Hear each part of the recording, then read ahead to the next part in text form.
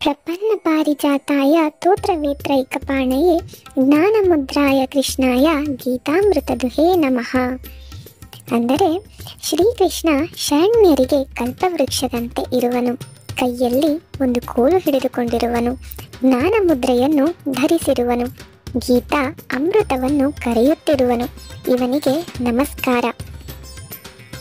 ಇನ್ನು ಮಹಾಭಾರತದ ಆರಾಧ್ಯ ಮೂರ್ತಿಯಾದ ಶ್ರೀಕೃಷ್ಣನನ್ನು ಕೊಂಡಾಡುವರು. ಯಾರು ಅವನಲ್ಲಿ ಶರಣಾಗುವರೋ ಅವರಿಗೆ ಕಲ್ಪವೃಕ್ಷ. ಶರಣಾಗುವವನು ಹಿಂದೆ ಏನಾದರೂ ಆಗಿರಬಹುದು, ಮಾಡಬಾರದ ಪಾತಕಗಳನ್ನೇ ಮಾಡಿರಬಹುದು. ಆದರೂ ಒಮ್ಮೆ ಅವನಲ್ಲಿ ಶರಣಾದರೆ ಸಾಕು, ಅವರು ಕೇಳುವುದನ್ನೆಲ್ಲ ಕೊಡುವನು. ಈ ಮಾತನ್ನು ಕೇಳಿದಾಗ ಭಗವಂತನಿಂದ ವಸೂಲಿ ಮಾಡುವುದು ಎಷ್ಟು ಸುಲಭ ಎಂದು ಭಾವಿಸುವೆವು. ಆದರೆ ಆತನಲ್ಲಿ ಶರಣಾಗುವುದು ಅಷ್ಟು ಸುಲಭವಲ್ಲ. ನಮ್ಮ ಅಹಂಕಾರವನ್ನೆಲ್ಲ ಸಂಪೂರ್ಣ ಅವನಿಗೆ ಮಾರಿಕೊಳ್ಳಬೇಕು. ಆಗಲೇ ಅವನು ನಮಗೆ ಕೇಳಿದುದನ್ನೆಲ್ಲ ಕೊಡುವುದು. ಯಾವಾಗ ನಾವು ನಮ್ಮನ್ನು ಅವನಿಗೆ ಅರ್ಪಣೆ ಮಾಡಿಕೊಳ್ಳುವೆವೋ ಆಗ ಅವನು ನಮಗೆ ಕಲ್ಪತರುವಾಗುವನು. ನಮ್ಮನ್ನು ಅವನಿಗೆ ಮಾರಿಕೊಂಡ ಮೇಲೆ ನಾವು ಅವನನ್ನು ಏನು ಬೇಡುತ್ತೇವೆ? ಧನಕನಕ, ವಸ್ತು, ಅಧಿಕಾರ ಯಾವುದನ್ನೂ ಬೇಡುವುದಿಲ್ಲ. ಪರಮಾತ್ಮನ ಪ್ರೇಮವನ್ನು ರುಚಿ ನೋಡಿದ ಮೇಲೆ, ಅವನಿಗೆ ನಮ್ಮನ್ನು ಅರ್ಪಿಸಿಕೊಂಡ ಮೇಲೆ ದೇವರು ನಾವು ಯಾವುದನ್ನು ಕೇಳಿದರೂ ಇಲ್ಲವೆನ್ನುವುದಿಲ್ಲ. ಭಕ್ತ ಭಕ್ತಿ ಮುಕ್ತಿಗಳನ್ನು ಮಾತ್ರ ಯಾಚಿಸುವನು. ಅವನ ಕಡೆಗೆ ಹೋಗುವುದಕ್ಕೆ ಇರುವ ಆತಂಕಗಳನ್ನು ನಿವಾರಿಸೆಂದು ಬೇಡುವನು. ಇನ್ನು ಮೇಲೆ ದೇವರು ಅವನು ಯಾವುದನ್ನು ಕೇಳಿದರೂ ಇಲ್ಲವೆನ್ನುವುದಿಲ್ಲ. ಆದರೆ ನಿಜವಾದ ಭಕ್ತ ಲೌಕಿಕವಾದವುಗಳನ್ನು ಕೇಳುವುದಿಲ್ಲ. ಭಾಗವತದಲ್ಲಿ ನರಸಿಂಹ ಭಕ್ತ ಪ್ರಹ್ಲಾದನಿಗೆ ಪ್ರತ್ಯಕ್ಷವಾಗುತ್ತಾನೆ.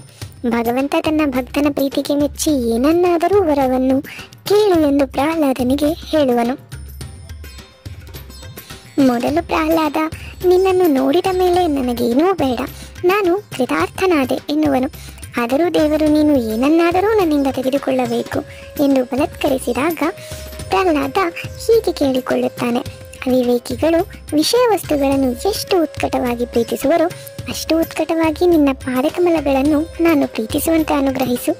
ಶ್ರೀಕೃಷ್ಣ ತನ್ನ ಒಂದು ಕೈಯಲ್ಲಿ ದನ ಕಾಯುವವರ ಕೈಯಲ್ಲಿರುವಂತೆ ಕೋಲನ್ನು ಹಿಡಿದುಕೊಂಡಿರುವನು. ಭವಜೀವಿಗಳೆಂಬ ದನಗಳನ್ನು ಕಾಯುತ್ತಿರುವವನು ಅವನು. ಬೇರೆ ಕಡೆ ಹೋದಾಗ ದಾರಿಗೆ ತರುವುದು ಕೋಲಿನ ಭಯ. ಕೋಲಿನಿಂದ ಹೆದರಿಸುವನು. ಕೆಲವು ವೇಳೆ ನಮ್ಮನ್ನು ಹೊಡೆಯಲೂಬಹುದು, ಆದರೆ ನಮಗೆ ಪೆಟ್ಟು ಕೊಟ್ಟು ನೋಯಿಸುವುದಕ್ಕಲ್ಲ. ನಮ್ಮಲ್ಲಿರುವ ನ್ಯೂನತೆ ಬಡಪೆಟ್ಟಿಗೆ ನಮ್ಮನ್ನು ಬಿಟ್ಟು ಹೋಗದು. ಒಳ್ಳೆಯ ಮಾತು, ನಯ, ವಿನಯ ಎಲ್ಲವನ್ನೂ ಖರ್ಚು ಮಾಡಿ ಆದ ಮೇಲೆ ದಾರಿಗೆ ಬರದೇ ಇದ್ದರೆ ನಮಗೆ ಒಳ್ಳೆಯದನ್ನು ಮಾಡುವುದಕ್ಕಾಗಿ ಏಟನ್ನು ತಾಕಿಸುವನು. ಕೆಲವು ವೇಳೆ ಬಂಡ ಕುದುರೆ ಗಾಡಿ ಮುಂದೆ ಹೋಗಬೇಕಾದರೆ ಗಾಡಿ ಹೊಡೆಯುವವನ ಚಾವಟಿ ಏಟಿನ ಬಿಸಿ ತಾಕಬೇಕು. ಅದಕ್ಕಾಗಿಯೇ ಶ್ರೀಕೃಷ್ಣ ಕೈಯಲ್ಲಿ ಕೋಲನ್ನು ಹಿಡಿದಿರುವನು. ಅವನ ಬೆರಳುಗಳಲ್ಲಿ ಜ್ಞಾನ ಮುದ್ರೆಯನ್ನು ನೋಡುತ್ತೇವೆ. ಜೀವನದಲ್ಲಿ ಪರಮ ಸತ್ಯವನ್ನು ತಿಳಿದವನು ಅವನು. ಅದನ್ನು ಹೇಳುವ ವಿಧಾನವನ್ನು ಬಲ್ಲವನು ಅವನು. ಗೀತೆಯಲ್ಲಿ ಬರುವ ಅತ್ಯಂತ ಗಹನವಾದ ಆಧ್ಯಾತ್ಮಿಕ ವಿಷಯಗಳನ್ನು ಎಷ್ಟು ಸುಲಭವಾಗಿ ಎಲ್ಲರ ಹೃದಯಕ್ಕೆ ತಾಕುವಂತೆ ಹೇಳುತ್ತಾನೆ ಶ್ರೀಕೃಷ್ಣ. ಬಲ್ಲವರಿಗೆಲ್ಲ ಅದನ್ನು ಹೇಳುವ ಕಲೆ ಗೊತ್ತಿರುವುದಿಲ್ಲ. ಶ್ರೀಕೃಷ್ಣ ಪರಮ ಸತ್ಯದ ಮೇಲೆ ನೆಲೆಸಿರುವನು. ಅದನ್ನು ಇತರರು ಪಡೆಯುವುದು ಹೇಗೆಂಬುದನ್ನು ತನ್ನದೇ ಆದ ರೀತಿಯಲ್ಲಿ ಹೇಳುವನು.